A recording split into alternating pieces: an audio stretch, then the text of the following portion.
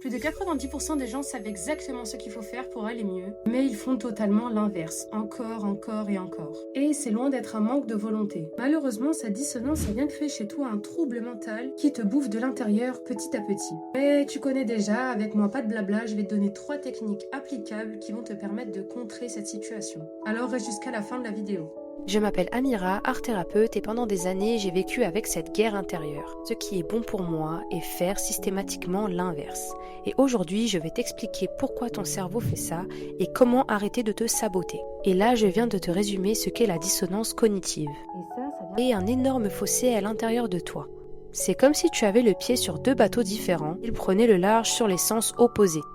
V'là l'embrouille. Tu vis une dissonance cognitive, ton cerveau est en conflit permanent. Et voilà les réponses neurologiques. La cause numéro 1. Le conflit mental insupportable. Ton cerveau déteste les incohérences. Par exemple, je veux être en forme, mais je mange n'importe quoi. Conflit.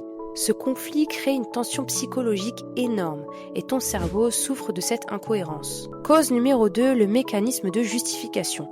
Pour arrêter de souffrir, ton cerveau invente des excuses. Oui, mais si j'ai mangé comme ça à ce moment-là, c'est parce que j'avais pas le temps. Mais hier j'ai bien mangé, donc j'ai bien le droit de manger comme ça. Ce mécanisme de justification va venir réduire temporairement la tension. Mais elle va venir aussi t'enfoncer dans un cycle. Enfin, cause numéro 3, le cerveau limbique. C'est la partie émotionnelle de ton cerveau. Il cherche le plaisir maintenant et tout de suite. Ton cerveau rationnel, lui, veut les bénéfices pour plus tard. Finalement, tu vas venir satisfaire la partie émotionnelle tout de suite, mais plus tard, ta partie rationnelle va énormément culpabiliser. Et ça devient une boucle infernale. Voilà maintenant 3 techniques. La première, c'est la confrontation écrite. Prends une feuille blanche, trace une ligne au milieu. À gauche, tu vas écrire ce que tu sais que tu devrais faire et à droite, écrire ce que tu fais vraiment. Une fois que c'est fait, regarde la différence. Ce qui perturbe ton cerveau, c'est le flou. Et la dissonance cognitive, c'est un flou mental. Alors écris le noir sur blanc et ton cerveau va voir la contradiction. Technique numéro 2, le micro-engagement non négociable. Choisis une seule action et donne-lui un cadre. Pas juste « demain je mange sainement ». Non.